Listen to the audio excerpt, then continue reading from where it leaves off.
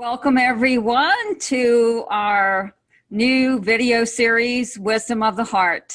And I'm your host, Lynn Kidd, and what we're going to do is explore topic in A Course of Love today. And I want to introduce my guests. Joining us from Byron Bay, Australia, Cole Nazavisky. Welcome, Cole, to Wisdom of the Heart.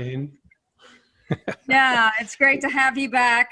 Cole was also on some of our other videos and podcasts. So it's always great to have you, Cole. So we're going to jump right into our topic for today, which is the prelude, the beginning of A Course of Love. And it's sort of a hidden treasure at the beginning of the book. And so I read it again today and I was like blown away. I felt like I was reading it for the first time, but it's really beautiful. And so let's go ahead and explore and make discoveries on the prelude. I'm going to go ahead and hand it over to you. And if you'd like to introduce us to anything that's really speaking to you right now and get us started. Hey, great, Lynn. Well, look, I just want to thank you because I would have never done podcasts and you started podcasts and then suddenly I'm doing all these podcasts everywhere. So I'm really appreciating that kind of like, you're like a starter of me doing this. And it's really nice to connect with you again. And yes, the prelude. I know there's so much in that prelude. I think it's just sums up the whole teaching. And, when you ask me, what is it that speaks to me, the whole thing speaks to me. But what really struck me is that, if you go to Prelude 14, it says, "Oh, child of God, you have no need to try at all," which really ties with what Course in Miracles says, I need do nothing. And that is the hardest thing, is to not do. Like, how do you do nothing? Because do nothing is you doing that. So you got to be very careful that it becomes really, you step back and let it lead the way. Yeah. And so he says here, "Oh, child of God," in paragraph 14, "you have no need to try at all, no need to burden or to grow tired or weary. You who want to accomplish much good in the world, realize that only you can be accomplished." And, when you hear the good news, you want to go out there and spread it around, but it's a form of delaying maneuver, or it can be. Mm-hmm. And I think particularly with the Course in Miracles, it got started up that people started to talk about it, and then it became teaching, rather than remembering that Course. Either Course is teaching you, remember who you are. It says, "Teach only love, for that is what you are," right? It didn't say, grab the book and go and teach it. And so I think there were just many precedents that went into that made like an example life that we need to, talk about Course in Miracles. But no, we got to remember who we are, right? Because only you can be accomplished. And teach who you are, teach the love. And then, the love kicks in, and it's just such an intense way of being. Yeah, I love that. And that's, to me, is about owning our true power from within. And I think that's what Jesus was, the example life, as it says in the prelude. And you're right, this is sort of like sets the whole tone of a Course of Love. For me, it does. And that, Yes. until we really accept our true self, our Christ self, as it says here, and that's the bridge, between the two worlds. And that's until we're fully embodied in that Christ self, the love of who we are. And, to know ourselves fully as God created us, it's not really coming from a real place or a real space of union. And so that's what's so beautiful about this. It's just like it sets the whole tone of, we've shaken loose the ego, and now we're being called to accept our true inheritance, our true identity. Yes. And it's just so beautiful. Yeah. Yes. And even like what I love about Course is because it does you despite you. It just does you. It's like, hey, I've been done. Yeah. All I have to do is lay back and let it lead the way, and it dislodges my structures and dislodges what I made up, in a way of separation. And it's like helps me to resign as my own teacher. Yeah. And for me, that was the actual real deal when I resigned, and then something else took over. It's almost like something else takes over. That's where the lesson from A Course in Miracles, I step back and let him lead the way. That's what happens. As something else takes over. That is the real me, the real I, that would not ever call itself I. Yeah. And I feel like that's, we're coming from that place of our shared identity in Christ is what this talks about in here, that the Christ and the Christ in us is our shared identity. And when we're coming from that space, that's the space of love. And it does affect, when we own that power within, it sends out a vibration. It sends out an energy all around us. And that is, the power of love being both cause and effect. So I love that. And it reminds me too, what Gandhi said. He said, be the change. We need not wait on others. We can become the living example, the demonstration of love. And so, yeah, I love it. I love it too. And, is there anything else in passages or anything in here that you wanted? Well, then what really struck me, and actually struck me recently after maybe a few years of reading the Course, and it says in here, I'll just continue where I just finished. Okay. So you are here to awaken from your slumber. You are here not to awaken to the same world, a world that seems a little more sane than before, but still governed by insanity. A world in which it seems possible to help a few others, but certainly not all others. But to awaken to a new world. And watch this, because there was such a profound, when that resignation as your own teacher comes, and then this other part steps in, it definitely seems like everything has changed. But what I realized, and then it says next, if all you see is all that you see changed with the new world is a little less insanity than before, then you have not awakened, but still are caught in a nightmare your ego has made. And this was a beautiful distinction to realize that, we shift slowly. It shifts slowly, and it always enters the next dimension. Because, you and I, when we actually don't talk, when we make that pause where there is nothing to say, like when you said giving and receiving, I had to seriously, you dropped me in.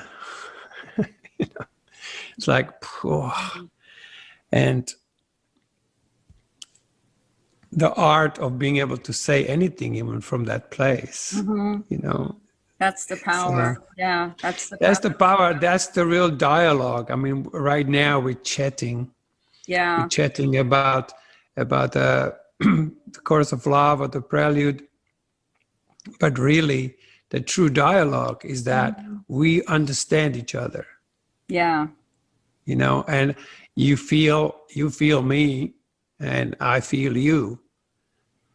And in that is the communion, you know, the unity is through the feeling, being able to feel each other. And that can only happen when you have a free will. Your will is free. Your feeling body moves naturally without the need of being controlled. Yeah. As we were talking earlier, there's that line that says, when you really connect from that space of love, there is a true giving and receiving that happens, and it's one flow, and it says it becomes effortless, it becomes joyful, and it becomes effective. And to me, that's, you know, that's owning our true power. And I love how it talks about in here, Jesus, you know, that's what Jesus did, was he owned his true power, and he showed people in his time what true power was, because they only thought power was being dominated by someone or being controlled by a government or having all these rules and regulations. They saw power like external to themselves. And Jesus came in and showed that the true power was not anything external. The true power was being that the living expression of the divine self, which is love, capital S. And yeah, I love that. And it says, and so they were used to seeing false power, but Jesus actually elevated that place within himself, and he actually emanated the true power. And I think that's how he actually performed miracles, because they were able to see the living truth in Jesus, and it was a reflection of their embracing it within themselves. They felt that power that came alive within themselves. And that's the true healing, as you said. I don't need to do anything really. It's just sit back and let the love lead the way. And then, you know, there is from within that cause, there is an effect that happens, because the two are never separate. The cause and the effect are never, ever separate. And so that's just so beautiful. And I love what it says here. It says, Jesus did not abdicate for powerless people. Jesus taught true power, the power of love, a power proven by the resurrection. And he says, Jesus united with the Christ in you is he who can teach you who you are and how to live as who you are in a new world. And here's something that really struck me today. I just wanted to bring out, because I feel like I read the prelude several times, and I feel like I've never seen this before. But it says here, which is kind of like, it was mind-blowing for me. It says, it is not your body that will pass through heaven's gates, nor your body's eyes that will view the new world you will behold and take with you. To view a physical world of dimension, shape, and scope like unto the old, and hope to transport it to another place is delusional. Right. And then it says the new world does not have to do with form, but with the content. And then it says a content that is as transferable as an author's words on a page. So me, that's like just going into the essence of it And it's like feeling that truth inside of myself. And it's not about anything external or physical. It's actually that inward vision that the Course in Miracles talks about, the Christ vision, seeing with the vision of Christ. I feel like that's what this is referring to.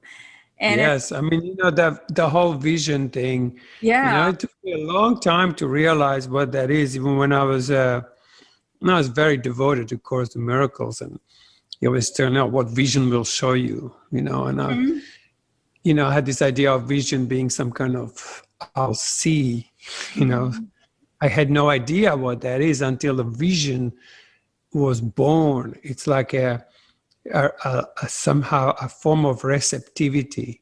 yeah. That's why I think it's so important to, particularly for us men, to be able to really connect to that our feminine part of ourselves.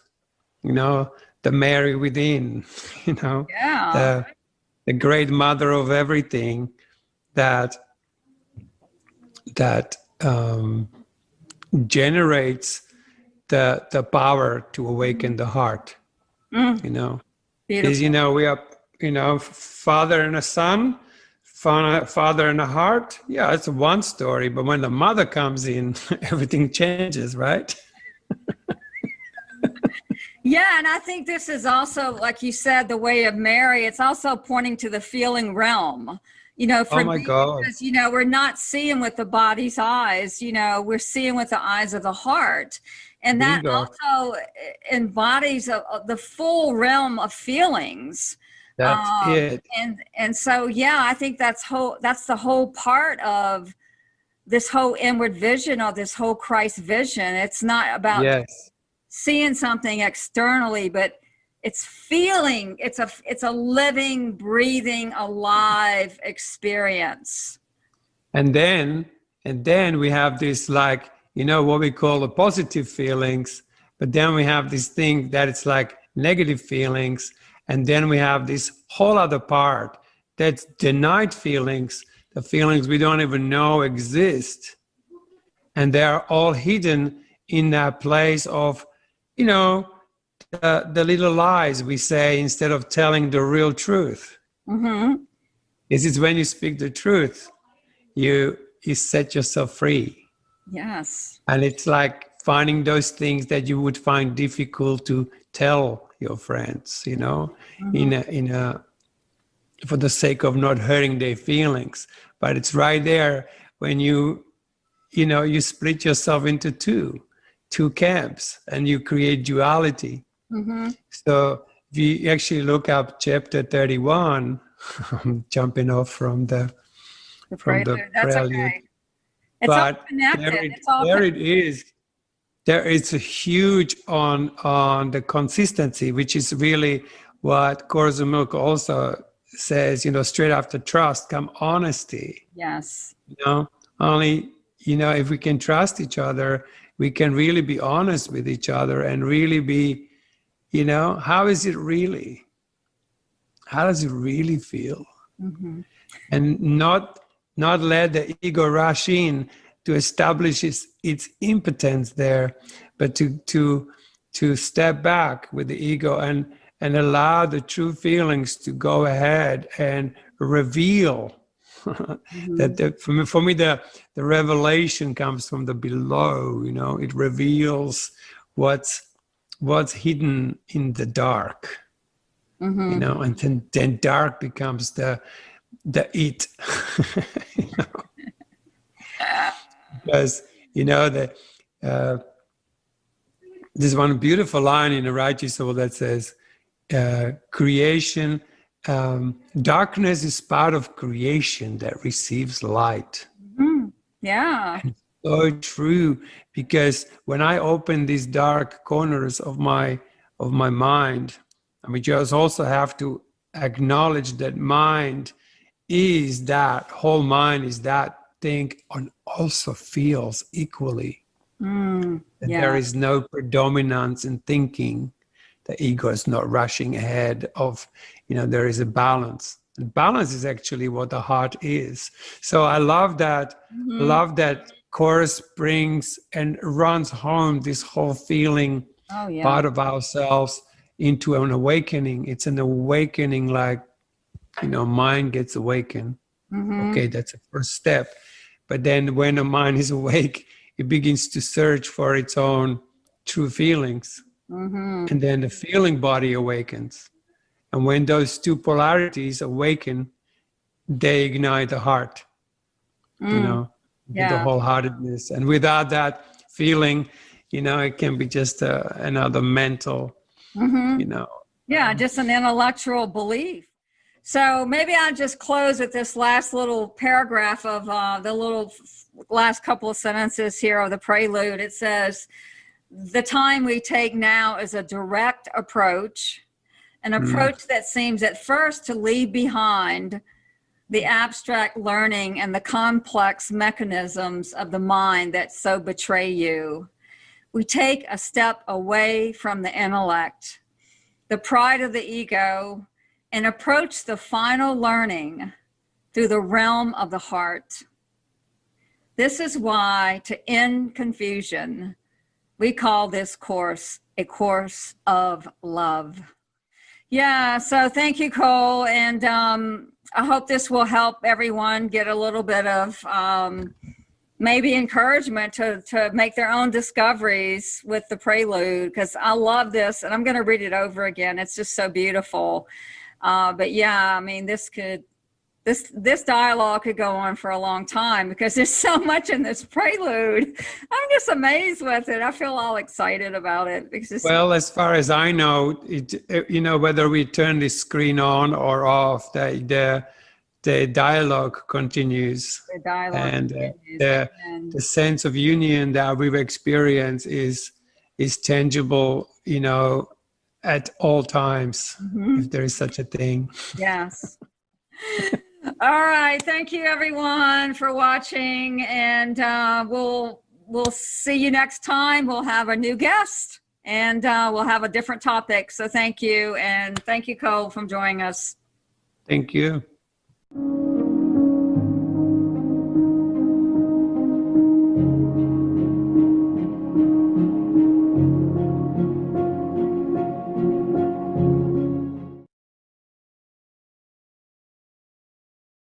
When you lose your fear of